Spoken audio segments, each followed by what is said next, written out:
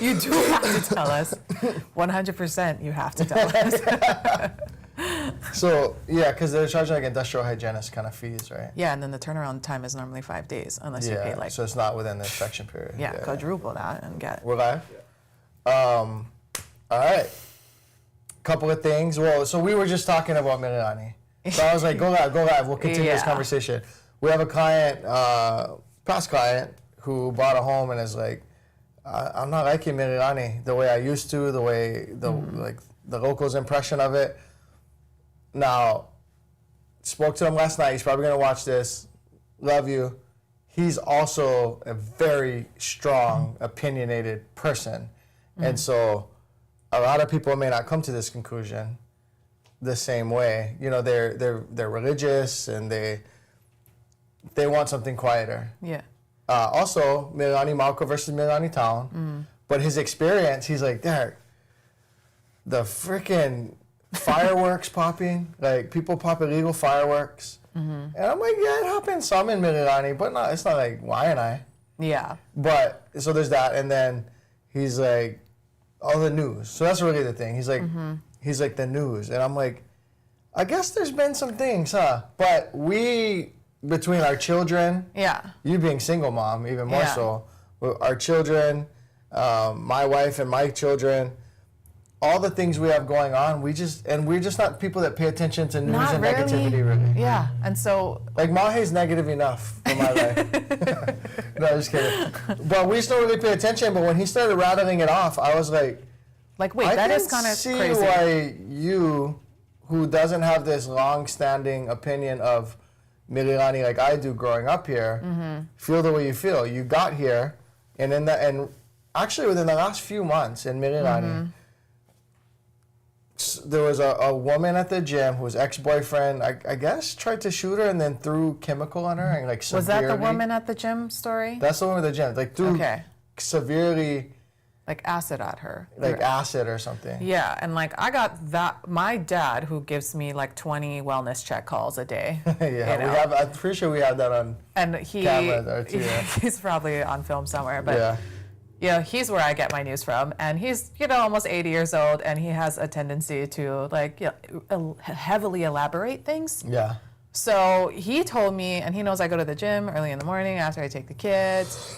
So he called me to be like, "Hey, you need to be careful because Mililani's getting crazy. Like when you go to the gym, be careful." I'm like, and okay. he grew up here before he even had one Mililani. He built Mililani. So in his mind, he probably.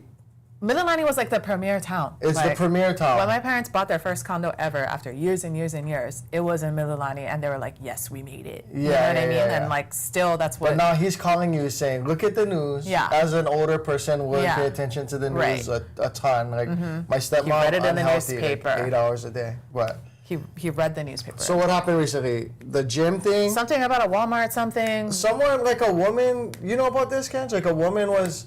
chased down with her stroller. Yeah, that's Walmart. Right. The car charged her when she had either her stroller or her and kid hit her or something. A cart or something like. And then someone was killed, which I can't believe this happens in the zip code I live in, and I don't pay attention. I'm on one hand proud of myself for just focusing on my people, my family, my endeavors, my clients. But also, like, how did I not know any of that was going on? On the other hand, I should probably know a bit more. Yeah, because I'm already an overprotective parent, so my daughter's like, can I catch the bus with Harper to go blah, blah, blah, town center? I'm just like, no, because I don't trust none of y'all. So someone got killed. I don't know if they got killed in Mililani. Yeah. But you heard about that one, right? They left the person in Mililani High School in the car and like left the car there or something. I did hear something about that. Something like that, also right? From my dad. Yeah. And then apparently there was another assault but I didn't know if that was recently or not. Within the last few months or this year or something. Yeah, I'm oblivious to all of that, but all those things put together, what's going on, Mililani? Well, not even Mililani, but Oahu. Like, to us, we're like, that's not Hawaii. Yeah. None of this is Hawaii. Now, the gym incident, they're not from Hawaii. They're from Texas. But they look local and they live here or whatever.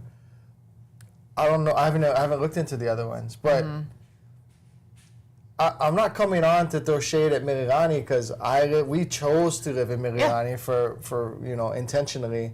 I still happily live in Mililani. Like, I'm not trying to leave Mililani. I'm not trying to have an exodus of Mililani. I'm fine. Well, because you stay in Kailua sometimes, so you gotta get best of both worlds. And sometimes I think about moving to Kailua. Yeah. Sometimes I like Maunawili, kind of too rainy. But like a Maunawili or even like Enchanted Lake, I'm like, I could do it. That's where you would go if you went to Kailua? Yeah, because I don't want to be like in where all the transient stuff is happening? Yeah. Yeah, okay. Maybe Aikahi. Aikahi's dope. Maybe Aikahi. Yeah. But if not, then probably Enchanted Lake or Maunawili. Yeah. And so I think about moving to Kailua sometimes, but this is not Hawaii. So not to come on and sell fear and be propagandist and news people, but I just had this conversation with my client. He's like, I wanna move, and these are the reasons why. And Mililani is getting kind of crazy, and I'm like, I'm like this. I'm like, who that? Is that pertaining to this? Are you selling houses right now while we're live? Trying to be attentive. And so I'm like, I can see why you feel that way. Wow. Yeah. When you put it like that, if I move to Austin, who known to be this amazing place, and everyone's moving there because it's so amazing, and then I heard these things, and I'm new to it, so everything I'm getting is like. That's the perception that now is the whole thing for if you. I have 4 incidents and I only received like 100 news events in my whole Austin lifetime, like 4% of Austin is ratchet. Yeah. That's the way that is. For me, hearing of something in Mililani, it's like, well, one of a million experiences in Mililani. Yeah. So, right. Yeah, I can see it. I can see it. But I don't feel. I still don't. It doesn't change it for me. I don't know because it's so a dilution of things. But I guess maybe I'm a little more peaked. Yeah. Yeah. I mean, I definitely not gonna let Joey be out, past dark doing anything by herself or whatever. Which normally is not really something I let her do anyway because again, I'm kind of a tiger mom. It is what it is. But I'm definitely a little bit more careful about like where she's going and being on the phone with her and staying in close contact just because you can never be too safe when you got kids that you're worried about. But it's weird for me that now I have that kind of even pinged in my brain to worry about because I've never really ever worried about that in Mililani before. Yeah. Yeah. All right. A couple other things we're getting into in this video are condos in town, new construction, best bang for your buck in town, stuff like that. We had some questions from our last live. Do we have any comments lined up right now? We have how many people we got watching? We got 21. Okay. Put your comments. Put your comments in the comment section. We'll answer your questions live. Even if you're watching this after the fact, we look at the questions and we'll apply them to our next live, etc. It's been a couple of weeks since we went live. We're getting our new content studio set up, and we're eventually going to be able to go live like every day, potentially. So it'll be more of a normal thing. And let us know what you guys think about our art. I did not want this to look like a real estate office. I didn't want it to be your classic come in a suit and tie and a female suit and man suit and be, pretentious about it. Those offices are cool though. I know some friends who had some really bougie offices. This is our content studio, and we wanted it to, to look a certain way. So multiple sets in here. You guys are gonna see new content with different backgrounds. We're gonna be going live way more often as we get this all set up. We actually have an intern starting to run that project, bringing up a couple of podcasts, a lot more content coming. Do we have questions yet? I don't see any questions yet. Okay, no questions yet. So, best bang for your, well, actually I have an announcement. Before we get into best bang for your buck with Ward Condos, I have a proposition for you. For me? Yeah. Okay. Your birthday's coming up. Mm-hmm. You need a new board. Uh-huh. So on our next commission payout, I'm going to give you the credit for the new board, but you got to buy the board. Why? Because I'm not just gonna give you extra money. This is like how Derek tricks me into doing nice things for myself, which is amazing. He's a great team lead and a good friend. But even when I had my staycation, it's the same thing. He was like, okay, I'm gonna give you this via this credit. Because it's my money. I would take it otherwise. But if you don't book a hotel with it, I'm keeping it. Like, and show me the receipt for when you booked the hotel. So, but no, okay. So Mahe will get a new board. We'll show it on the channel at some point. You'll see her new surfboard. I'm recommending she get an epoxy because I like surfing on a tank that can injure everyone. No, because you'll bang your board up. If you get a fiber, you can. And I'm so inattentive that the first ding I'll just want to die. Hate it. I don't see you doing ding repair. Nope. And I don't know if Kyle can do ding repair. That's not. He could learn. He could learn, but let's not. Okay. All right. So best bang for your buck and a ward. Was that the question? A ward condo? Ward. In the Ward Kakaako area? Best bang for your buck in Ward is always going to be furthest from the ocean. So the biggest square footage you're going to get is going to be, if you're in Ward, third row, meaning like A'ali'i is a third row, which to me, I love A'ali'i. I think that's a beautiful building. I think their amenities are like fantastic. Probably, I have friends who live in all like a lot of those buildings, and I've visited I've had a client who closed in Ko'ula. I have friends and people I know in A'ali'i as well. A client that closed in A'ali'i too. Yeah. And I think I might prefer the amenities in A'ali'i, which is the third row. So bang for your buck is like square footage. Yeah, and price, right? So like at what price point? Like what's the best bang for your buck? Sub $1 million, 1 to 1.3. 1.5 and up. Where's the best bang for your buck? It kind of depends. Yeah. I'm assuming we're talking about the lower price points, like more 6, 7, 800,000, sub $1 million. The question is prices per square foot versus amenities. Price per square foot versus amenities. What about where did Tiffany, the military, and Mark? That's kind of just outside Ward. It's kind of more Mililani-ish. It's like Ala Moana. It's like the border of Ala Moana and Ward. So it's not really Ward or Kakaako. What was the building? Why? Wailuna? No, Wailuna's Pro City. Why am I? I'll figure it out. Waihonua. Yeah. Yeah? I think so. Anyway. Here. But that wasn't a cheap condo. Yeah, but bang for your buck. Like, it's nice for what you get. It is nice. And if you're in work, the best bang for your buck in terms of a nice building is probably Capitol Place. Yeah. Right? If you're open to not being directly in Kakaako and Ward, best bang for your buck, if we're talking amenities and square footage. Where's Queen Emma? Queen Emma. Oh my God, I'm getting deja vu. We just did this. Right there. Yeah. So Capitol Place, we have a listing. We could bring it up in a minute after we. Capitol Place is here. Is there? Okay. Yeah.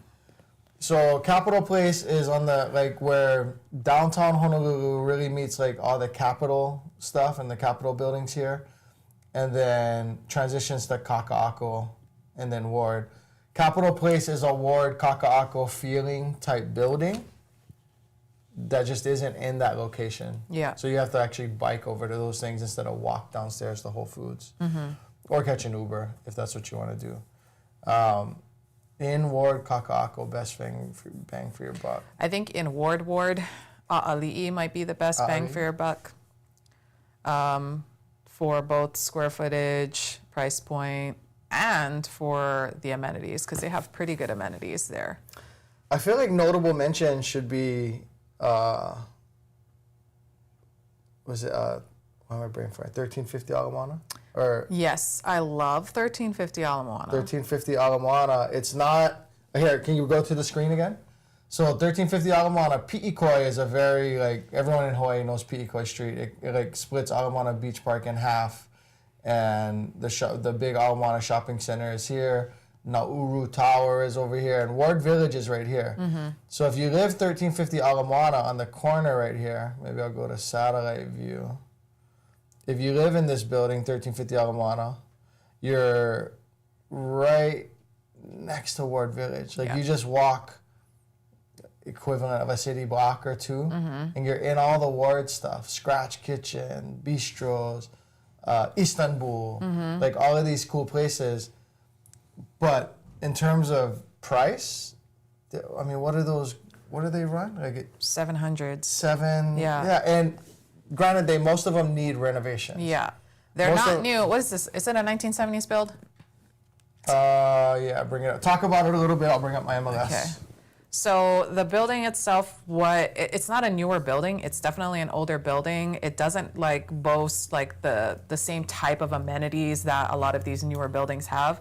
The huge draw to it though is that the way it's positioned, it's front row, and it's Ala Moana Boulevard. It's what separates you from the ocean. So there's not even any way for anybody to build up in front of you. So that view, depending on where you are in the building, how high up you are, et cetera, it's fantastic. And you're not paying, you have to pay like over $1 million to be in Ward Village to get a view like that. And here, you're in an older building, you're front row, you're on it. Meaning you're right next to the ocean. And our client, she had a freaking really good view from her room. She's on the other side of the building. Yeah. She's on the other side. But I want to look at this picture.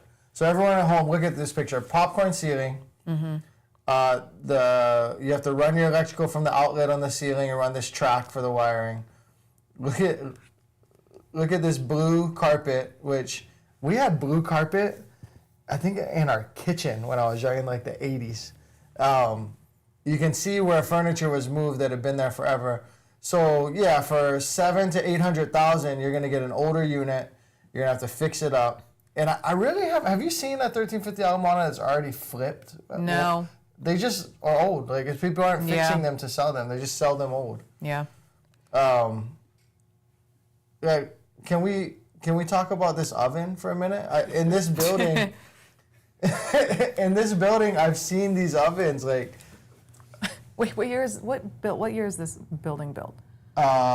68. Okay, I thought it was early 70s. That oven was built in 67. Don't you ever have an ice box? So you're gonna get this old unit. If you want to kind of keep some of these things and keep hipster vibes, you could. But it's in the location, the view. What if you were just 2 blocks over in Ward for 1,000 square foot modern building? What's it gonna cost you? On front row? I mean, yeah, you can't get more front row than $2 million. Right.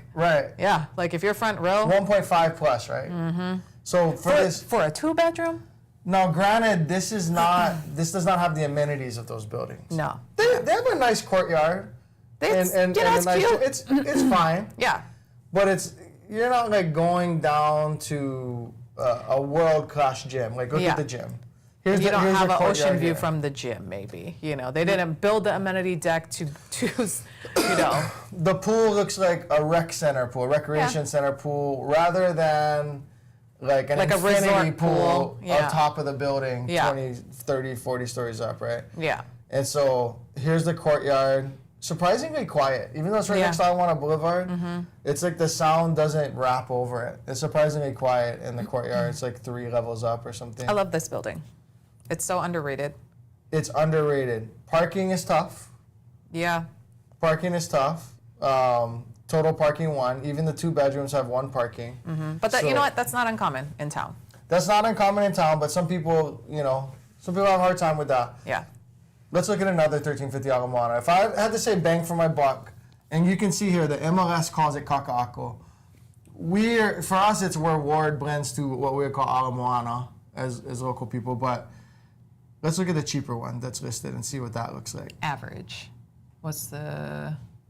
So it's not too different. It's just looks... Is it a 1-bedroom? Because it looks conditionally 2 bed? It's also almost 1,000 square feet. What floor? Oh, You still got ocean view. Still got an ocean view. But this is the side of the building. It's not going to be as noisy. Mm-hmm. It's not going to be as noisy on the ever facing. On too. Yeah, our client Karen, shout out Karen, is on this side. And it's literally right. You just walk to Foodland to get groceries. Foodland Farms, which is Foodland like our local grocery store's version of a Whole Foods. Walk to Foodland Farms. If I had to say bang for your buck, I think it's this building. Yeah. Now you do need to fix it up, but the bang is coming from location, views, Square footage, walkability, etc. Can you go off don't go off of this for a second? Okay. So you're on us? Yeah. Okay. So I'm gonna browse down a little bit. So maintenance fee $1,273. Mm-hmm. This is the 10th floor. Yeah, you know what? So one of my thoughts is to have, or we both share this actually, is to have a unit somewhere in town. Yeah. Where we could just like do weekends and Friday nights and then have our home out in the country or in the suburbs or whatever. Although I hope that we are both in a position to buy a $10 million penthouse and not think about it. More realistically, that would be the building. I would love that. You know the other thing about 1350 Alamana, and we're not supposed to talk about, oh, this is a great neighborhood, because then you'd be like, Derek, I hate it.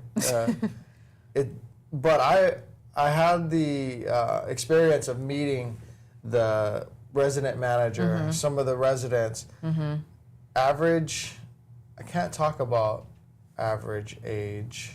I'm not supposed to. People didn't seem to have no place to go. Yeah. You know, people didn't seem people to have. People were happy and content to be home in this building. They seem to have open schedules. Yeah. Although there is no age restriction on how old you can be, they seem to have open schedules. And yeah, everyone's just bright. Like, hey, how's it going, John? Hey, Katsuo. Hey, Sari. Like everyone was just like that. Yeah. And the resident manager was like, bruh, I take care of my building, cuz. Yeah. And he was this local brother, uncle. He's like, getting this refinished, and next we're doing this, and I got him on budget, and I check him every day, and I was like, you want that in your resident manager, right? Like he was on top of things. So, bang for your buck in the Wardish area.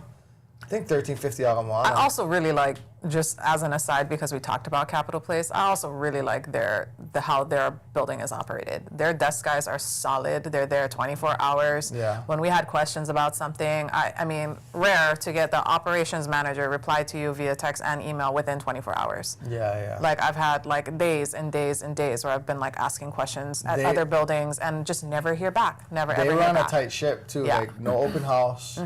No. What was the other? We can't have lock boxes because they don't want just random people accessing the building. They're very secure. Yeah. They're pet friendly. But yeah, as far as like you want like a good crew working your building, like Capitol Place is good too. They're bomb too. I really like those guys. So both of those buildings, 700,000 to 800,000. But if you were to move them next to Whole Foods, the same product would increase by 50. Yeah. Not 100% depending on the view, depending on the location. So yeah, mid ones, if you put both of those products just right in the heart of everything. We got more questions? Define diligence. Define diligence? Sorry, let me pull it up. Due diligence? No. That's his screen name. Oh, his screen name is, I was like, due diligence? And I saw that earlier. Home inspection? Born Molokai, grew up Oahu. Cool. Oh, Molokai. My kid's born Molokai, grew up Oahu too. And Maui also, but anyway. They weren't born Molokai. You had to fly over. Oh wait, that's true. So I was pregnant. I was Hawaii on Molokai, but they forced me to deliver. No, you were in labor on Molokai. I was in labor on Molokai, but I technically gave birth on Oahu. But anyway, we're splitting hairs here. Where's the question? What's the cost of a studio now in that area? In the ward in Kakaako area? Depends, yeah. I mean, I can pull it up so we can. Well, don't show the screen yet. Let me double. But I mean, if we're talking, you're gonna have to meet. Yeah. I thought it was 11:30. Kakaako. Oh, 12 even on the calendar. 12:30 in the text. Oh. That's why she said I have to leave at 1:15. Oh. Let's see, a studio in that the Waihonua building that we talked about, which is Waimanu, is in the 400s, low 400s to mid 5s, and that's right now. And that is, I would say, a second row building in that area. Are there studios in 1350? Do you know? I've never seen one. I'm not sure that there are. Ali'i Studio is still in the 600s. So just outside of Kakaako, just outside of Ward Village, you can get in the mid 400s to low 5s for a studio.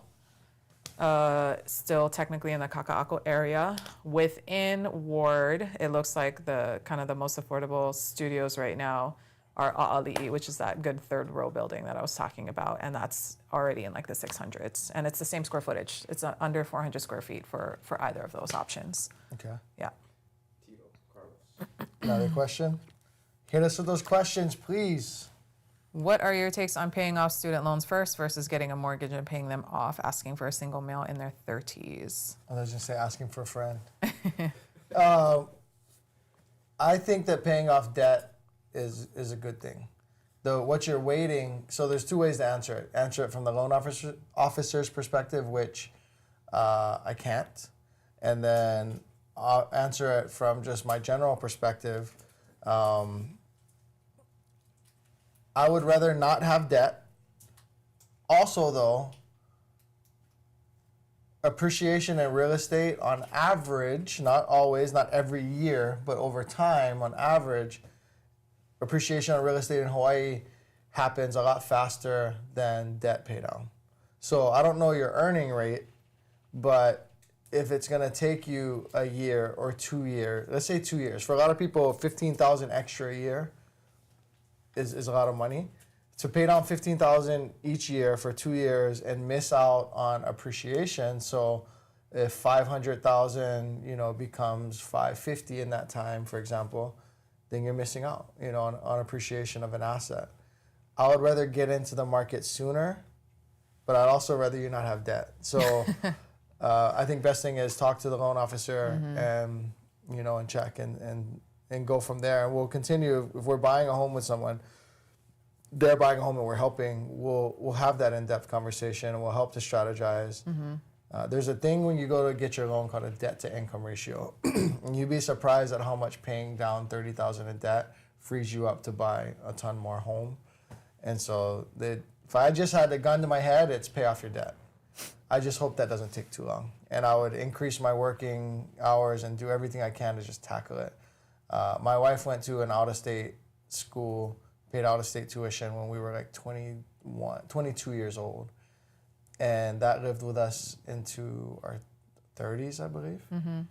My brothers are still paying down their student loans. So get really serious about that and then start to build wealth. Yeah. And then for Eric, that's kind of his question's very in line with that. Got any advice on how we should start thinking about buying a home, condo? Is it just good credit, working hard and saving money, or is there something else? So a lot of that is kind of what Derek just said too.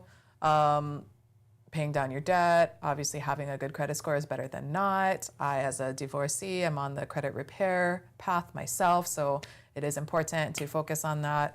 But also, like we say all the time, having a conversation with the lender.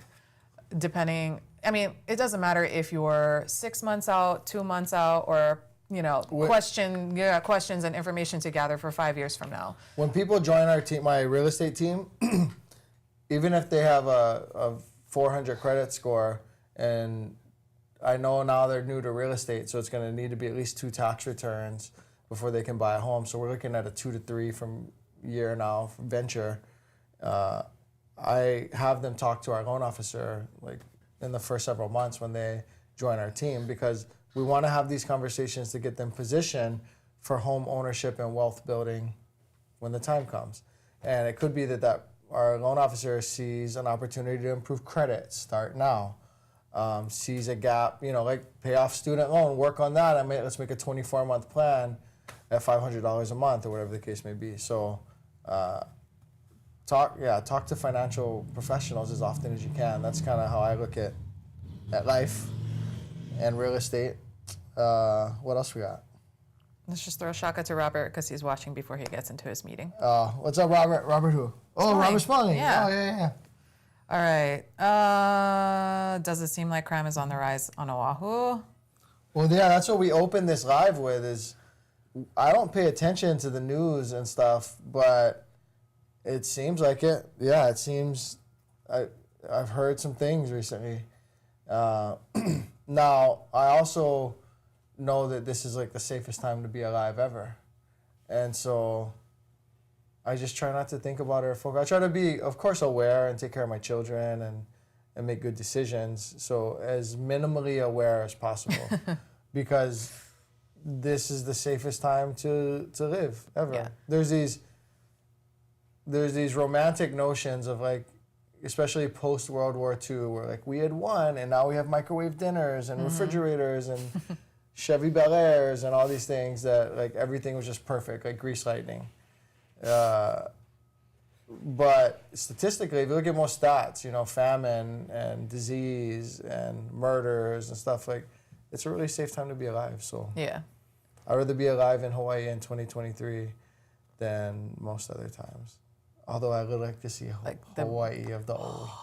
Yeah. I would love to. Like 1940s Hawaii. I would love to like see Blue it. Hawaii, Waikiki, Beach Boys Hawaii. Love to see it. Yeah. But never have AC. So No you would air have died right conditioning. away. Oh, yeah. Let's see.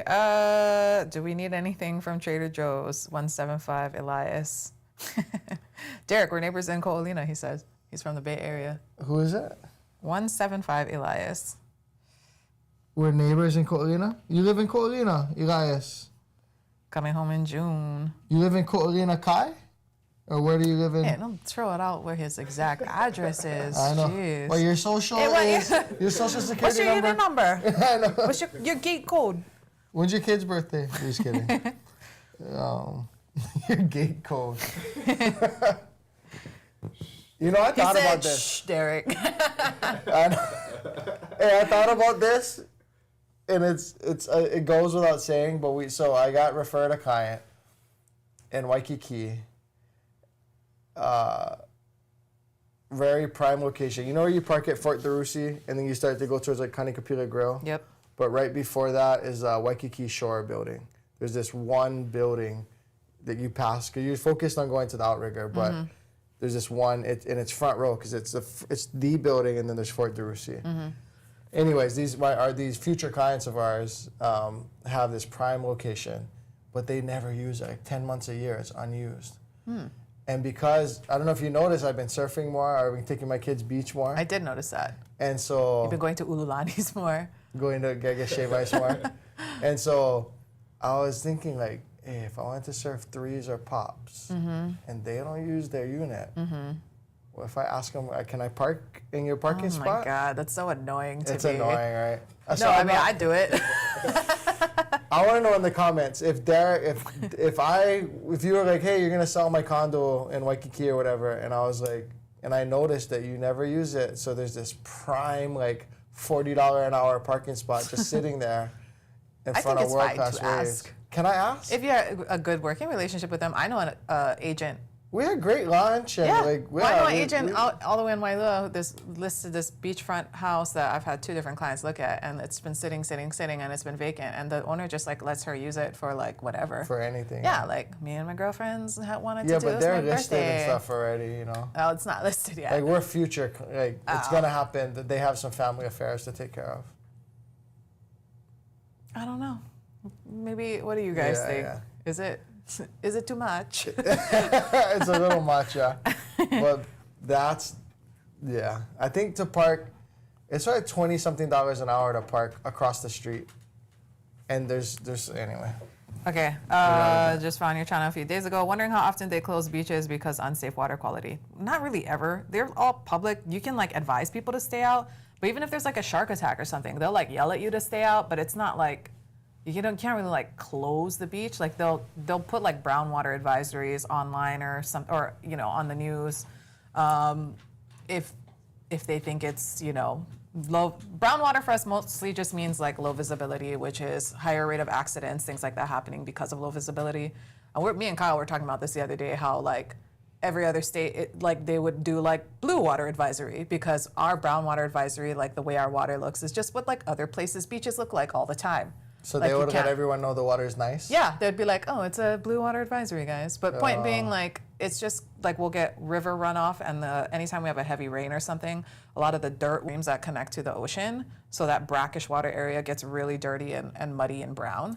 It's not like Maui. So like on Maui, where like Kihei side, Ulupalakua, there's no vegetation, on that side, so all the dirt just goes in. It gets disgusting there, to where like you will get sick if you go in that water at the wrong time, right?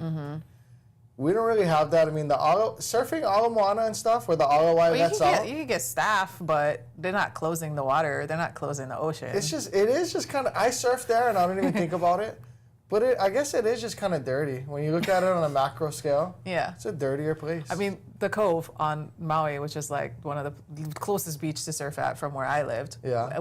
They did like a test of like they did water samples, and it was like the highest rate of like human feces in any of the oceans or any of the beaches in Hawaii. And I'm like, cool, that's just where I'm practicing canoe paddling. And where is this? The Cove, where we stood and took video. Oh, that place. Literally right there where the canoes are. Oh, disgusting. So, I mean, do they ever close it? No. Do I go in when I have an open wound? Also no. So, yeah, to answer your question, they don't really close them down often, but, Okay. there are definitely times you shouldn't be in the water. What other questions we got? Do you guys do property management, or will you get into PM? We don't presently, and we have relationships with property managers. So if you need a PM, if you're in Ko'olina, you're trying to do short term, there's someone different. Reach out. Yeah, long-term property management. We have multiple contacts right now that we have past buyers who are now owners of investment properties, long-term rentals here, who they're happy with. So if you need to be put in touch with somebody to talk and have those conversations, let us know. But really, not one property manager is the best situation for every... Different neighborhoods. Yeah, different neighborhoods, different situations. I mean, one really good person is capable of all. Yeah. But it's not often that they're set up to do that, want to do that, and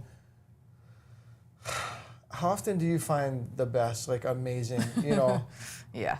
To get your hair cut, to get your nails done, a physician. I used to work at Stanford, and I did OR, I did X-ray, so I would go into the surgery, rooms and the operating rooms. Not all Stanford doctors are cut the same, Yeah. And so whether you're picking a doctor, an attorney, you're a real estate professional on sales, property management side, it's hard to find that obsessed, super skilled, concerned with their craft person and or team. And so property managers, you gotta scrutinize and be discerning. We have a few we can recommend too. It depends on the situation. Yeah. Is Barber's cleaner now? Cleaner than when? I mean, it's not, I don't think it's dirty. Was Barber's ever not clean? To me, Barber's was, I used to surf Hull Bush. I just bodyboarded, so Barber's was always like I'm trying to get my son into it, and he doesn't want I saw that you guys bought boards, Yeah, we bought boards last night. Okay, cool, that's awesome. So I took him bodyboarding at Barber's last night. Saw Mark out there. Okay. Mark and I had a meeting here, and then I saw him in the water. Barber's is clean. Like, I grew up with Barber's. Yeah. Barber's is... But also, Barber's get, like, businesses over there now, so they keep it clean. Like, I feel like it's always been clean, but now they got, like, rental shacks and a food truck over there, too, so it's, like, nice. Well, are you talking about the water or the beach? Both, maybe. The beach used to be cleaner. Did it? Yeah, the color of the sand and just the everything, because you had military taxpayer dollars. White Plains Beach, they're talking about Barber's. Like, the grounds were just nicer and the beach cleaner because less people. You could go on a weekend in the beach. You go on a 4th of July, the beach wasn't, like, packed. Yeah. So it was just less people and government taxpayer dollars taking care of it. So the beach itself was cleaner before, yeah. Okay. Do you get your nails done in Mililani, Malka? Yes, I do. Malka Nails, are you another patron there, or do you work there? Don't tell people where you are. Malka Nail. Not today at this exact moment, but if you're looking for a good nail salon in Mililani, I recommend. Can you do your nail lady impression? No. That's not for YouTube, though. Okay. Douglas, my wife and I are looking to move to Hawaii. She's at Kaiser. I'm in biotech. No rush, but want to be ready if we see a good spot. Should we get pre-approved? If buy, can we rent out house until we move to Hawaii? Yes. So let's attack that piece by piece. Yeah, you should get pre-approved. If you want to be in position to offer on something, if something good comes up, then you definitely need to be pre-approved ahead of time. So would definitely get pre-approved, fill out the contact form. Charlotte will call you so that we can set something up, check into your timeline, things like that. If you buy, can we rent it out until you move? Yes, we do have clients that either, whether that be a year from now, whether that be when they retire 5 years from now, there is the option to, and it depends what kind of loan you use. It depends, like if you're a VA buyer and you're gonna use a VA loan, no, you can't rent it out for that first year. You have to occupy it within 60 days. If you're just using it as a second home purchase or you're just buying a property here to occupy later. Yeah, so if you're using a primary loan product, you're supposed to take possession within 60 days. You are supposed to be moving in and taking possession 60 days. You can get a similar loan that's a second home product, but the interest rate will be higher. How often are they auditing and checking when you moved in, and how often are you sleeping there once you've taken possession? I cannot encourage you to commit mortgage fraud. And be careful. Like, you don't want to be in that. It's not worth it. But yeah, for a primary loan product, 60 days. Yeah. Secondary loan, and you would hate to use a second home loan product if you're going to be there in like 90. Mm-hmm. And then pay the higher interest rate for the duration of the loan. But if we're talking like a couple years from now. The other thing is too, we could look into, like when I bought my investment property, I used an ARM. So I use adjustable rate mortgage, 7-year ARM. Whenever I see rates better in the next 7 years, I'll refi.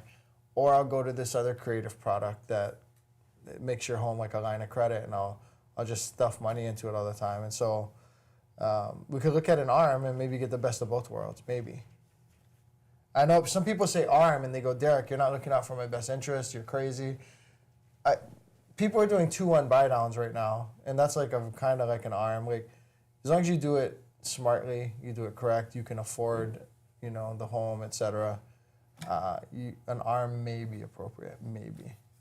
What else? Been so long since I lived in Hawaii, but coming for a visit soon. What are your favorite places to get plate lunch, and can you recommend any new or good, nice restaurants? Favorite place? For plate lunch. Where the best? Okay, I'm going to bring up the map. How far can you drive? I still never tried Papa Ole's that everybody keeps telling me about. That's what I was going to...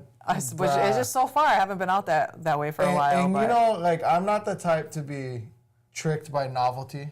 Yeah. Like, just because it's far, it's good. Like I don't think Waiahole Poi Factory is very good. But it's far and it's novel. They got good poi, but like as far as the Hawaiian, plate, whatever, it's like, it's definitely the novelty of it. Yeah. It's... You're not going to get a better kind of like, what's the word? Ambiance for a Hawaiian plate than like a Waiahole Poi. Yeah, I guess. Yeah. But it's not that good. So here, Papa Ole's. This, in my opinion, is maybe the best plate lunch on the island. Which one, though? What you mean? Which plate lunch? Their kalbi and their hamburger steak, bruh, it's insane. I still haven't had it, but I have not heard anybody have like any negative things to say about it. So I'm down to try it for sure. Okay. Hey, we go across the street almost all the time and get guava smoke. Guava smoke deserves a notable mention as well. This is, I mean, it literally tastes like your uncle is barbecuing them. like I try not to eat this, first of all, too often, but we were over there for a relaxed day. My wife was like, hey, yeah, actually, she's like, is that the kalbi place? I was like, yeah, and with a thick kalbi or pulehu, so it's just like salt and pepper kind. Yeah. And I was like, yeah, that's the place. She's like, oh, I know I want to go there. Pull over. So we went. And it's the kind like the rice and the mac salad has that like charred grilled taste from just being in the plate with this grilled thing. You know that kind of yeah. It's so good. So Papa Ole's. I think that's maybe the best plate lunch on the island. Guava smoked deserves a notable mention, depending on what you're getting. Because guava smoked is amazing. We only get the same thing every time, though. Grilled chicken salad. Smoked chicken salad. Yeah. With extra chicken, 1 ounce extra chicken. I feel like guava smoke, we need a sponsorship. I feel like we do. I feel like we do. I feel like we earned it. Yeah, so guava smoke is amazing. One thing, if you're getting like a sandwich, they don't have sides like fries or anything. I never noticed that. Another thing. You could get a side of kimchi. This is what we always, you could get. We always get the chicken salad, which is amazing. And then hamburger steak, where is it? Like, is that a locomoco? They have white gravy. So it's a different thing. Never had it. It's a different thing, you know. It's almost like a mix between regular hamburger steak and like a southern sausage gravy. Oh, yeah. So it's a different thing. But yeah, guava smoke, I would say if you're not going to drive all the way out there, then guava smoke. Okay, let's get back to real estate. Okay, let's see. Your discussions are fire. This is from Brian Henson. Don't know of any Hawaii-based real estate team with your brand recognition. Like the Ryan Serhant team of Hawaii, are you all the #1 agency in Hawaii statistically? We are not #1 in Hawaii statistically, depending on how we reported our numbers. So what a lot of team leaders will do is that in the shot, the door? You need to close it. And what some team leaders will do is all of the production only goes in the team leader's name, and then they boost their numbers to the top. Because in the top 100, it's hard to know what people's tax returns look like who's actually taking home more, this person or this person. If we had put all of the production in my name and my name only, like some team leaders do, I think our broker had showed it to me, and I would have been like 16 on the island or something like that. But Mahe gets credit for all the business she does. Actually, Mahe gets too much credit because sometimes these agents don't put my name. How come though? Because they don't talk to me. Well, I'm on the contract because I started the YouTube and everything. Hey, so because I started this, which is true. But yeah, so agents, please don't forget to put Derek's name on there. But no, we're not #1, but we're up there. But we're up there. We do good and we have fun. And we think we're #1 when it comes to it. Maybe not statistically speaking. You know what we're probably #1 in for sure is relocation. Yeah, I mean. I doubt there's anyone on this island, any team on this island that can claim more relocation business than us. And also, with that being a thing that I'm going to assume is fact, we're probably #1 in virtual buying as well. I would think so. I would think so. Yeah. Like we kill it. We kill it in those things, and we're experts in those things. And there are probably some things on island that I'm not the foremost expert in, and therefore don't train our team to be like how to build on agricultural land or something like that. But we got it. You know, I appreciate the love in the comment. We're really skilled. These people can talk about how sick I am. Remember when Kai started with us? He's no longer on our team. And I had messaged him on like a Sunday night, and I was like, okay, we need to do this and do that. And he asked you, he's like, is this how he is? Do you remember that? Kind of. No? He was like, and you were like, yeah, it's all he thinks about. It's all he's anytime. He's like, I got an idea, or we need to prove this, or, and I was like, wait, aren't you like this, Kai? Because I was like, that's why we brought you on the team, because I thought you were crazy too. Yeah. And he was like, yeah, but I also like to read a book and have family time. And I'm like, you can do that later in your 40s. Yeah. Yeah. It's like, hello, it's time to hustle. Yeah. Carlos, just want to say I'm a big fan. I will buy a house sometime in the future. Awesome. How are you guys able to help my wife and I? We will be able to help your wife and you, Carlos, when you guys are ready. So just let us know when you guys are ready, and we're here to help you guys. Bengal Dad, is turkey meat available in Hawaii? I cook for my cats, and turkey is their favorite meat.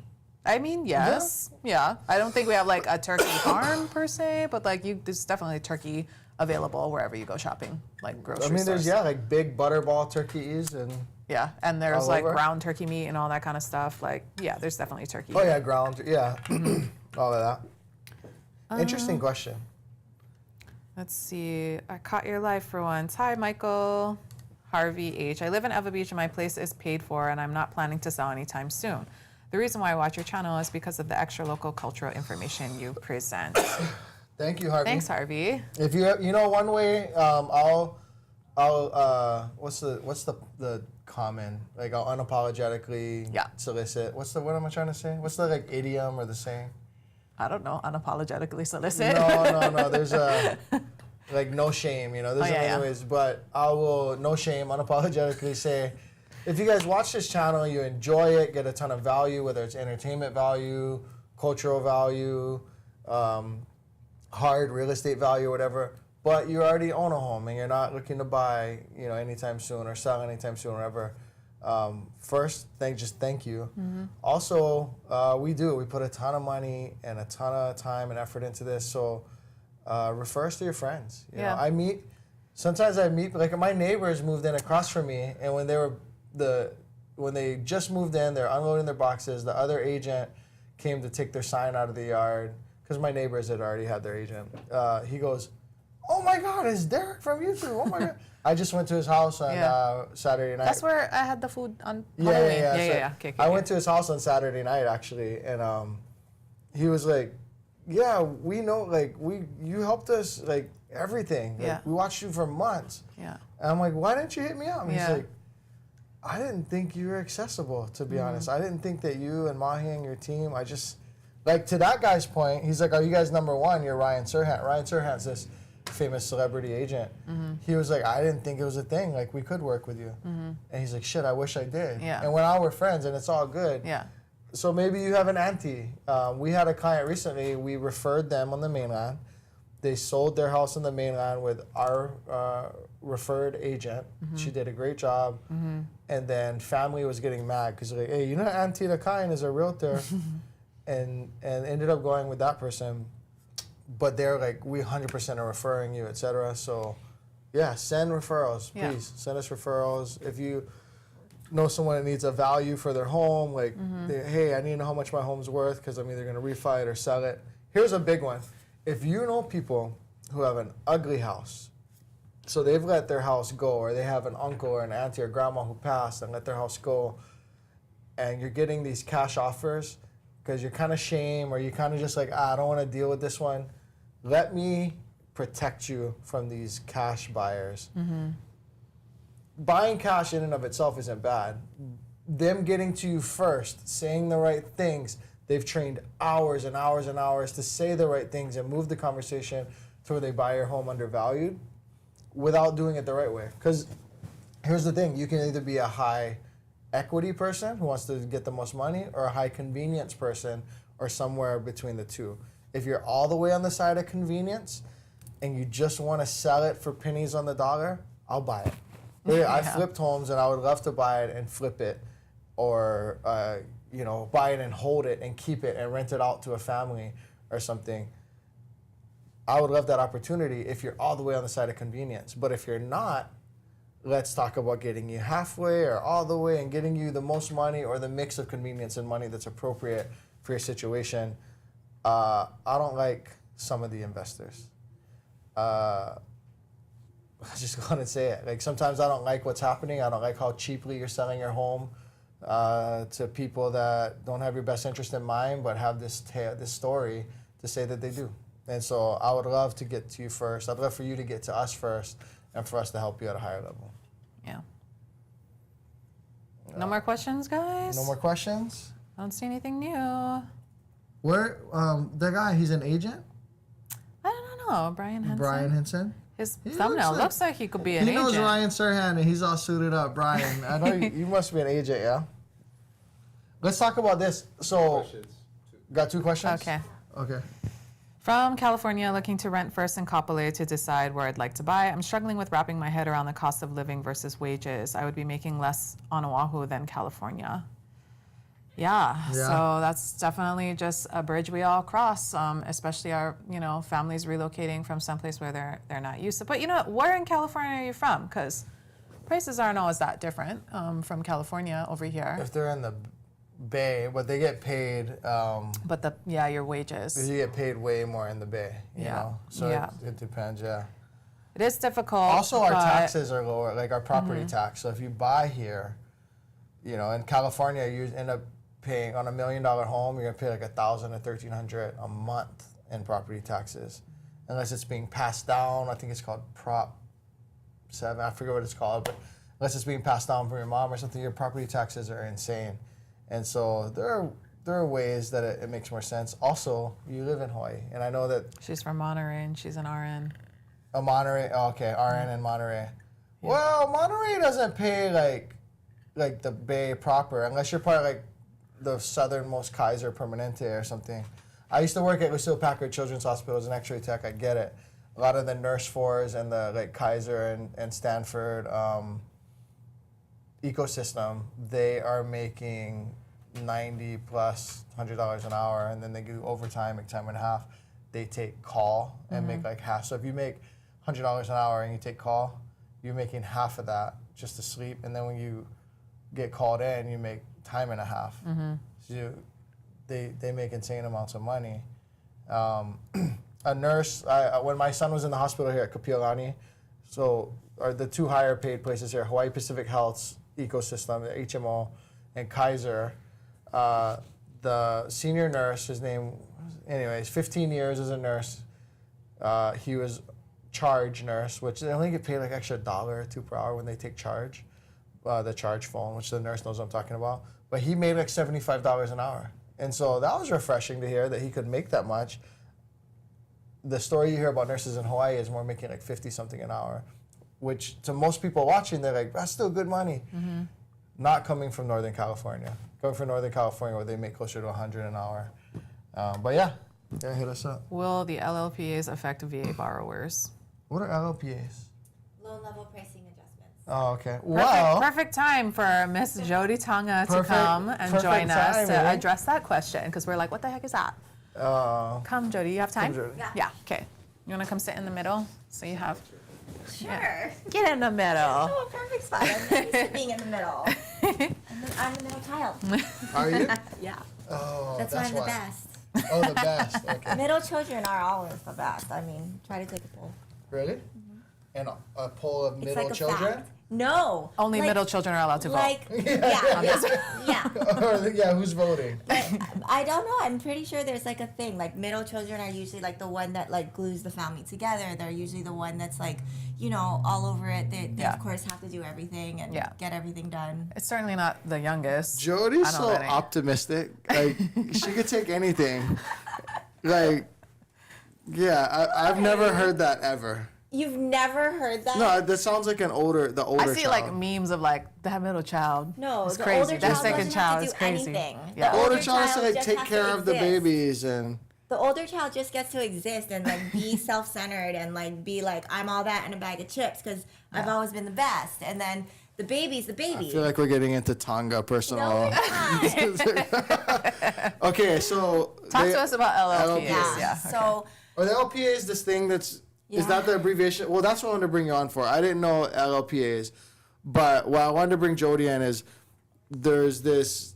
The headlines are saying have good credit, get screwed, that's what they're talking and have to pay for the people with bad credit. Right. Now, what I didn't look into it very much more, but I looked into someone who's being a little more objective, and they're like, not entirely true. The delta between the two is just shrank a little. So the effect is kind of like the sensationalized headline is not having directly true, but it's kind of true. Yeah, Can you elaborate? It's clickbait. It's clickbait. So it's not even like, because you have a 780, now you're going to have to get a worse interest rate. Or you're going to have to pay more than someone with a 680. Okay? That's the implication. That's the way that the sensationalization of everything. What's actually happening is there's already a cost, and now So there was already a cost. So this cost is not something new. And this is so back end. Like I cringe a little bit when lenders are talking about it, because I would never show someone my rate sheet or the way that I price a loan and say like, okay, well, so we start off with a raw pricing, and with the raw pricing, there's a 6.375, and that's at something called 101 basis points. And then there's all these metrics. I know what she's talking about. That's what I'm saying. That's what I'm saying. About. No one would ever do it, right? Yeah, no yeah. one would be like, and then if you're putting 10% down, you get positive this. But if you're buying a condo, you get negative this. Like, no one would do that. The whole lending world. I come to you guys and like make me understand this probably more than most agents, right? Oh yeah. But it's still, there's just so much to it that I don't even think it's fair to expect me to know it all. So the consumer who does this once every 7 years cannot know all that. So why go there? Why right? go there? Right. And I actually did a consult with an underwriter the other day, and he was like, I love you. Like, I've underwritten your loans for years, blah, blah, blah. He's like, I'm buying in Hawaii. You know, he's a remote worker, so he's gonna, cool. yeah. So anyways, I showed him like the back end, because we had gotten into it, and I'm like, let me show you how we price. And he was like, what? And that's an underwriter. And he doesn't know. And he doesn't know. Did you send him our YouTube channel? I pushed him your way. But anyways, so these are loan level pricing adjustments. So there's all these things, like if credit score is above this, if the property is a single family home, if the property is a condo, if they're Wait. So can I direct you a bit? If I have a 780 credit score, do I have to pay more now because of this than I used to? You don't have to pay more, but someone with worse credit gets to pay a little bit less. I'm not paying a little more? You're paying. So are they just flat out lying in the headlines, or Not is it some version of the truth? It could be. It's a version of the truth, but everything gets evened out with the rest of the pricing hits. So what I saw this other person say is like, if you were doing a loan and you have 70 credit score, you might end up paying like $40 more. A month. Yeah. Yeah, I tried to do that exact breakdown, like apples to apples comparison, and I didn't come up with the same result. Okay. So are people with good credit now gonna pay a tidgeon more than they used to? No, people with bad credit are gonna pay a little bit less. And it's not less than the people with good credit. Just it's less than they would what have. they would have. Yeah. Okay. So I thought it was moving on both ends, no? Just on the lower level end?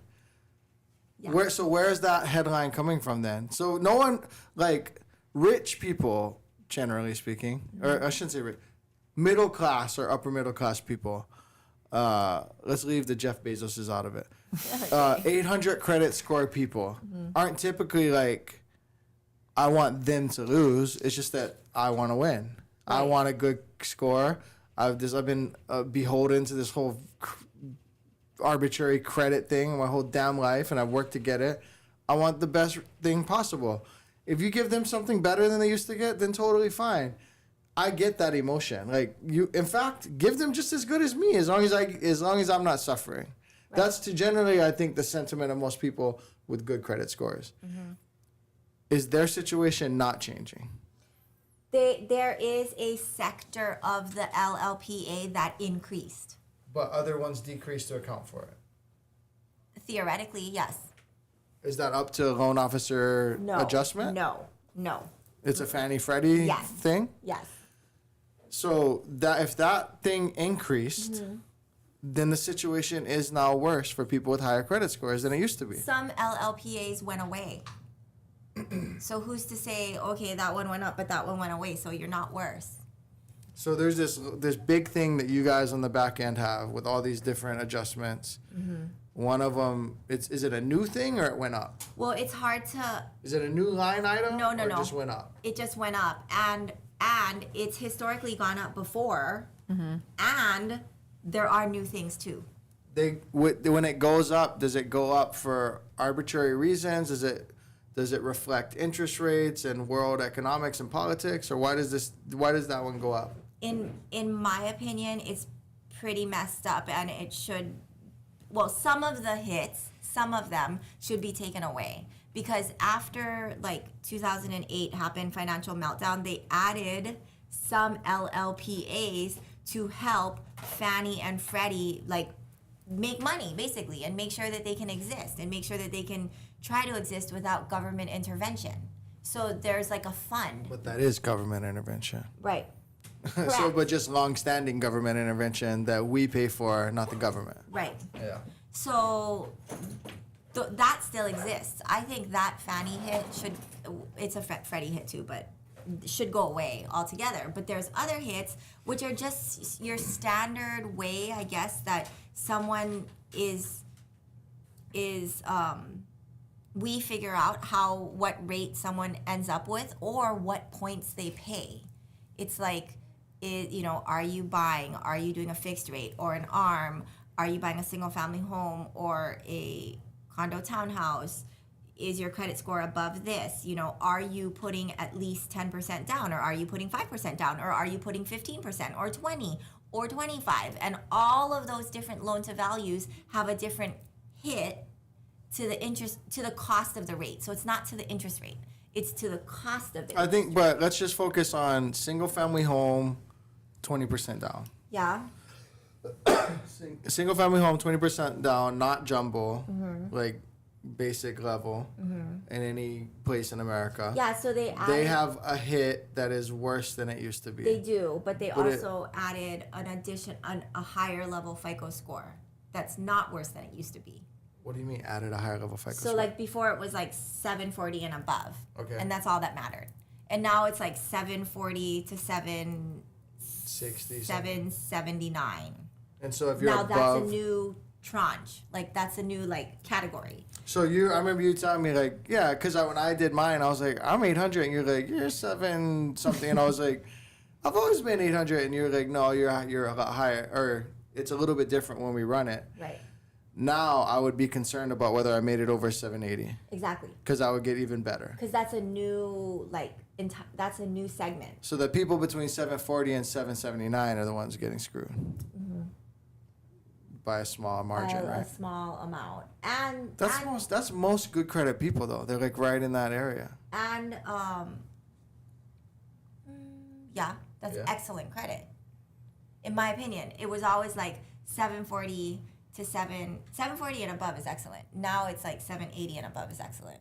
740 to 779 is like not excellent anymore because they created that new segment. So the headline, I mean, there's something for 750 credit score people to be pissed about. Yeah, I mean, I guess if you, yes and no. I mean, 780 is better than 750. What I'm saying is they didn't have to worry before, and they made this thing to appease the 660s and help the 660s. Now, I'm not saying we should. I'm not saying there shouldn't be taxes in governments and societies that help. I'm not saying it's a bad effect, but I'm just saying that the headline's not entirely wrong. Yeah, the headline's not entirely wrong. Yeah. So even though it is sensationalized and clickbaity, there is some level of damn. I was a little better off as a 750 or 760 before this thing happened. Yeah, but rates change every single day, and so even if no one said anything about it, then no one would have known. No one, yeah, because it's also a very small thing, right? It's small, so it's not like you would have been like, huh? Like even if I quoted you on May whatever, or no, April whatever, and then I quoted you on May 1st. It's not like it would have been like, did something happen? Mm-hmm. Yeah. You wouldn't have been like, as a consumer, like, what changed? So what is the effect? If let's say it was one day versus the other, and let's say the rate hadn't changed, it was 6%. What is the effect on that person? On that 760, that right in the middle, like pretty dang good credit score? About 0.25 in points. I would have to double check. It might just be an 8. That's not significant to me. I'd be pissed. Because at $800,000 loan on $1 million house in Hawaii, what does that equate to? 0.25, like an extra Like $60, $70 a month? No, 0.25 in cost. Oh, so it's not in the rate. Well, you said assuming the rate stayed the same. So that's why I answered it that way. Oh, I see. Okay. Oh, so, yeah, it's not 0.25 in rate. Oh, okay. Sorry. So, No. So 0.25 in cost. So if if they're paying $10,000 in cost, 0.25 is what? 2,000 in closing costs. 2,000 more in closing costs. If it was an 800K loan amount. If it's 800K. So 2,000 in closing costs. So 0.25 of that is what their cost difference would be? No, 2,000. 2,000 would be the cost. It would be the increased amount. Yeah, that's not nothing. That's not nothing. That's a big loan amount too. I know, but $2,000. That is like it's a Robin Hood thing. It's take 2,000 from here, give it to there. But yeah, and actually, it's not even a Robin Hood thing. Why not? Because those people probably aren't going to qualify. I hate to. This is me being negative. I feel like Derek Okahashi. I'm being like negative. So you're finally right. No, just kidding. So like. Finally being an objective. Just kidding. The problem with this amazing change for people that are trying to become first-time home buyers is that this type of savings to them is not going to make or break whether or not they qualify. If you're trying to qualify for 400K and I'm telling you that you qualify for 280, it's not like, guess what? Big change. Now you qualify for 400K. So is the effect that the effect is that Fannie and Freddie make more money. They're realizing the gains, yeah. And isn't that the tell of American political corruption and government intervention into finances? They try and do this Robin Hood, like save the poor type thing, and or know that they're not doing it, but they are going to line the pockets of the elites. Right. But in any case, the middle class going to pay $2,000 more. And what a shame that it doesn't even help the person trying to... And that's even worse. That's the messed up part of it. That's even worse. That's the messed up part of it. It's like, what type of impact? I mean, sure, if you already qualified for what you wanted to qualify for, and you were already like, yes, this is gonna work. We're going full speed ahead, and now you get to save a little bit of money on closing costs. That's amazing because then you get to save money on closing costs. Yeah. So for that segment, it's amazing, but that's not really the segment that they were aiming for. The segment that they were aiming for is people who want to attain home ownership that can't attain home ownership. So my point is that you didn't really impact that segment. That's irritating. Yeah, so it's irritating that, nobody likes the changes, but that's also just like when rates went from 3% to 4% or 4% to 5.5%. I know it's not the same, but it's the same in that people freaked out for like 2.5 weeks and then they kind of got back with the program. People will get, because there's no effect that anyone can really have, this will go away and it'll just be a part. But principally in the direction of your country and the direction or misdirection of government intervention, I still think that there's some reason, and I'm not, I feel like I'm in fear of saying like, oh, he doesn't care about people who need to make. Actually, like I grew up poor. My family's still poor in many senses. Like, I very much care about that. I don't think that this helps. That's I guess that's in the end. Yeah. I think it helps people whose kids are driving Maseratis to their private school, and that's who it helps, or flying their helicopters to their private school, and for that I'm not a fan. It's still not better to have. It's not like, okay, well, I'm gonna go and make a late payment so that now I can have a 680. Like having a 680 is not better than having a 750. Thank you for bringing that up. Yeah, because I've seen memes at least that say that sort of stuff. Like, oh, I'll just like. In fact, I saw an irresponsible real estate professional and influencer who made like a skit, and they were like, like, it was like, oh, how's your credit? And they're like, oh, 750. And he's like, I got bad news for you. That's not good. And then the wife's like, you always screw everything up. Yeah. And then they come back weeks later and he's like, so how's your credit now? And he's like, I did everything, I bought a car. Like I'm at a 650. And he's like, congratulations. And I was like, I know that it wasn't obvious enough that it was satire. Yeah. Right. Mm-hmm. At least one person probably looks at that as like, at least subconsciously like, well, F it. I might as well just keep my credit bad. Your overall points, your overall cost associated with the interest rate is still way worse if you have a 680 than if you have a 700 or a 720. So let's talk about that. So if someone was at 740 and the rate were 6%, if a 680 credit score person were buying that same home with the same loan amount, what is their interest rate? Ballpark, this is like, I could get back to you guys, but me guessing, educated guess is going to be the same exact rate, but at 1 point instead of 0. Oh, so do they have an option for a higher rate? Not always. So $8,000 cost Potentially. versus $2,000. Yeah. Okay. But is 1 point with the adjustment?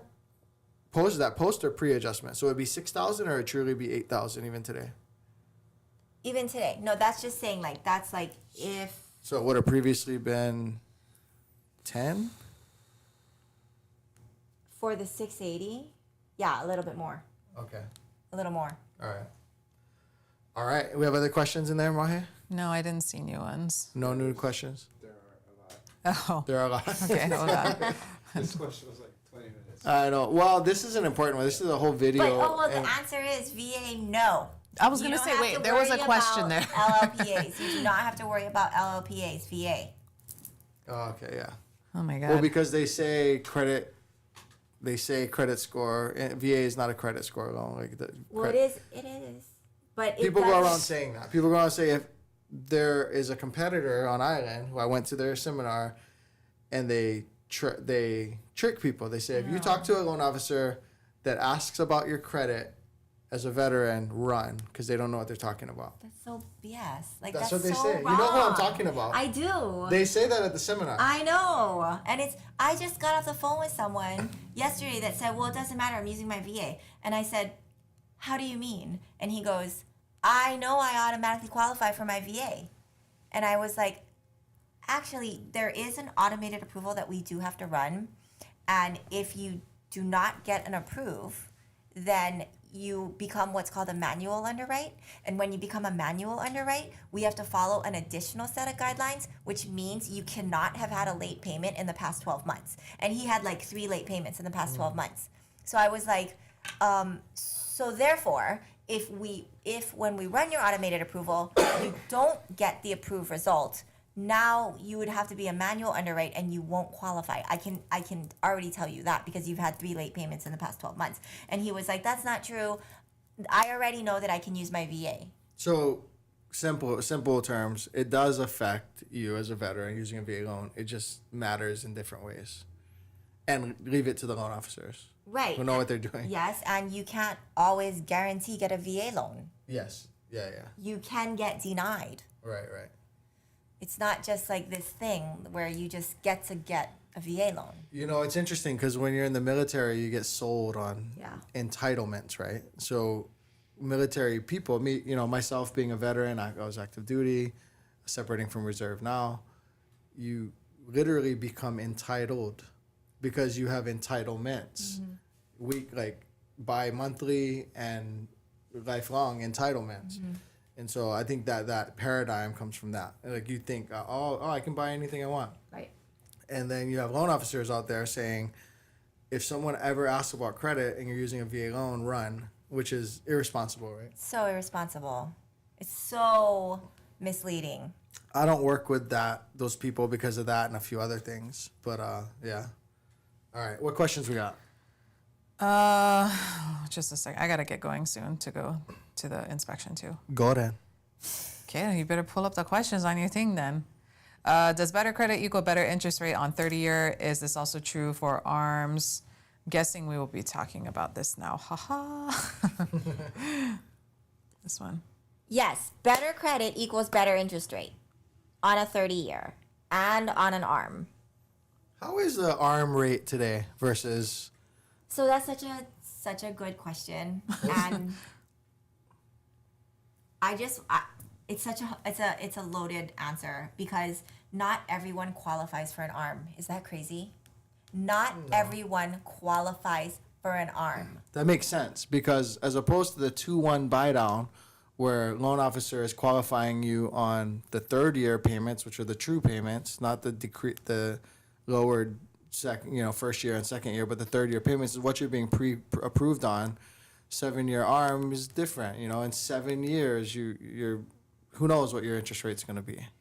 So there's no guarantee their debt to income matches the third year. So there's because more of that risk, inherent risk, right? Exactly, and so because of that, there is more stringent underwriting associated with qualifying for an ARM. We need to do what's called an adjusted interest rate. So let's say I'm giving you a 5.875 in an ARM.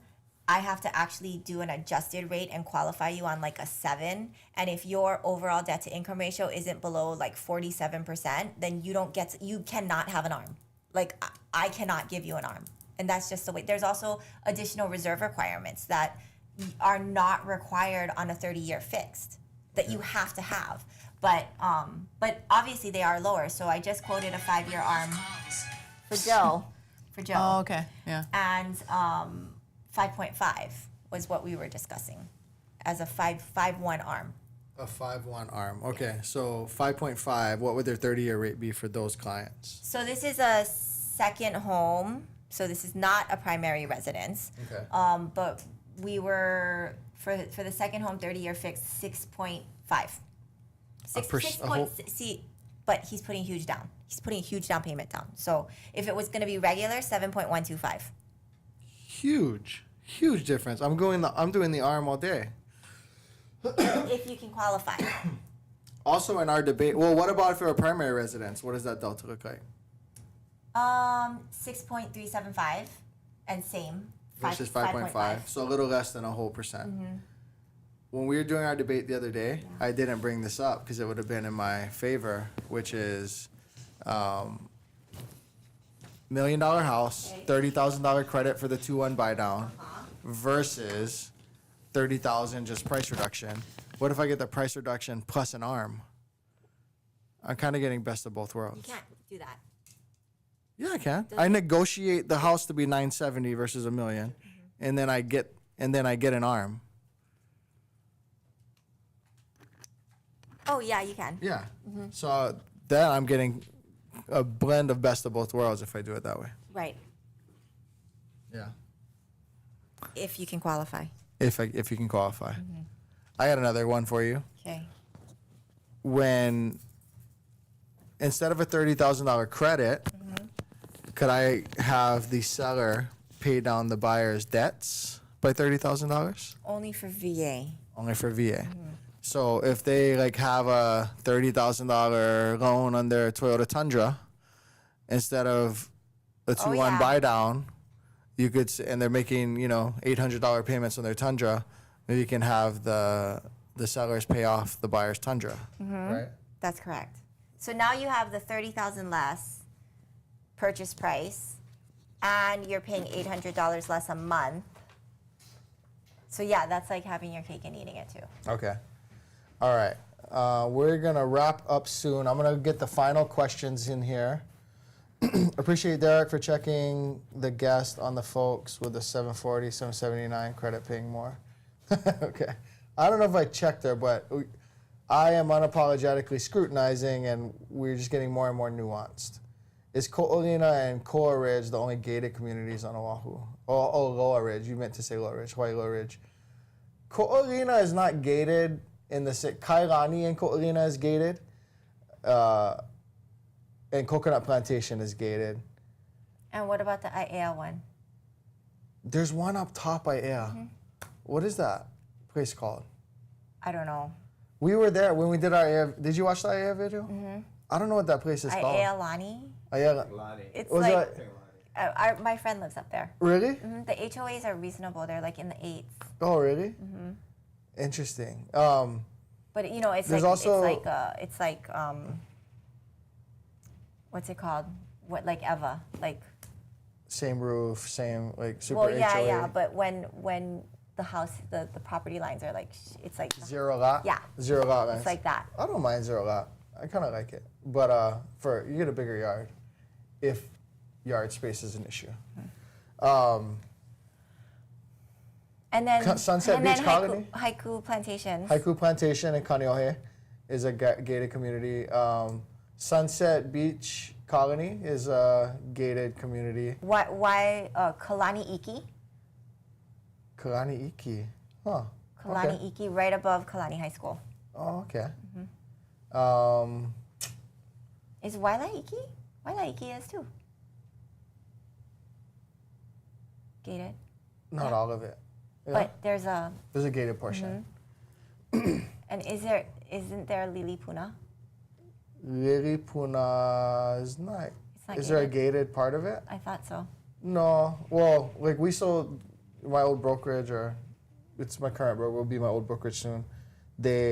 We sold on the biggest home in Lilipuna, or the highest sitting home. It's just a shared driveway. Isn't there a? There's other gated townhome communities. There's actually plenty of gated Yeah. townhome communities. Gated single family, a little less so. So gated townhome communities, like I could go into Mililani, E Vistas. There's ones in Eva. What is the one in Eva? It's one expensive association. They all have the same roof. It's like a $900 association for single family. In Eva? Yeah, it's called like something. Oh. The most expensive association in Eva. There's multiple. There's several across the island. So if you're looking for gated, let us know. From my understanding, you just put over 20% down, you have more 7, don't pay anything. What? From my understanding, if you put just over 20% down and have more than a 760 credit score, you don't pay anything. No. Well, it's better if you're over 760. We'll just leave it at that. Yeah. Say we don't move now, can't replace San Diego salaries. If Doug, when Mahe was talking earlier, I was like, oh, he's in biotech or whatever, he must be in San Diego. But want a place to buy. Oh, would it be better to buy, you want to buy for 20 to 25 years from now, would it be better to buy single family or multi-unit now and rent it out? All right, it depends. So, do you think you know where I'll go with this? It's more my side of things, but you're very savvy. So if they're saying multi-unit is, I guess that's not what they mean. Actually, I read it like condo. Oh. Because if you say multi-unit, if you're talking like condo, the advantage of being in a condo or a townhome is you have a partner in your 20-year investment. They're responsible for the outside, the grounds, the roof, the common plumbing, etc. And you only have to worry about what's in the 4 walls. Appliances, plumbing, and electric within those walls. That's a great thing for not being here for 20 years. Also, though,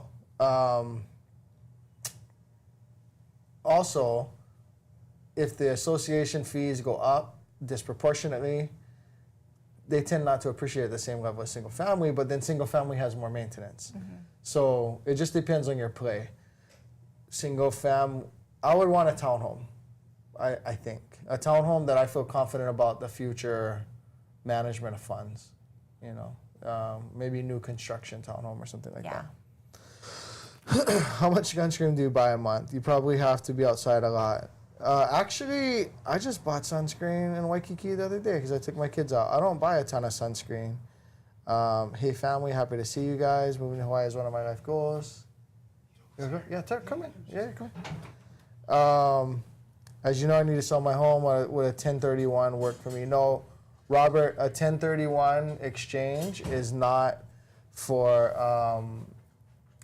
primary residences.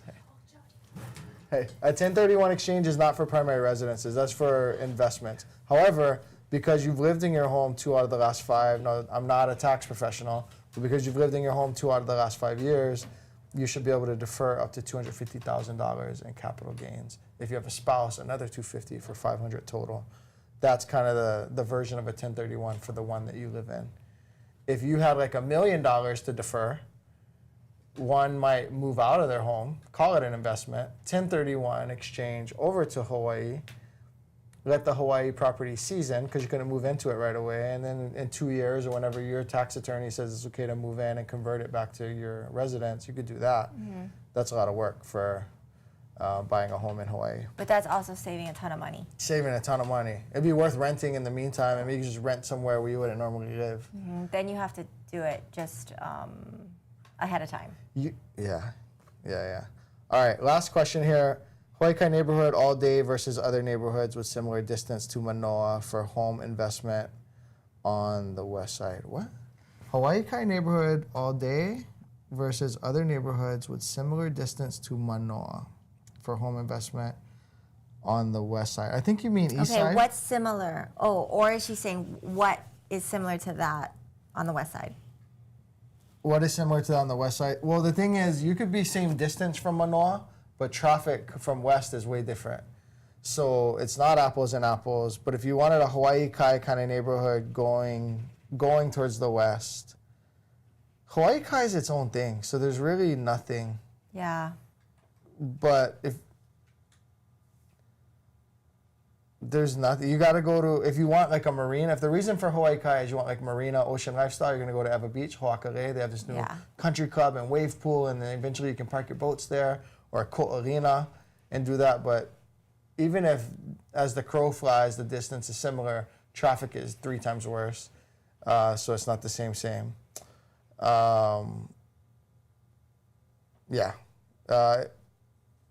I think that's it. Leave more questions. Thank you guys for joining us. Leave more questions in the comments. We'll get to them on the next one. And we'll talk to you guys later. Off. We're good?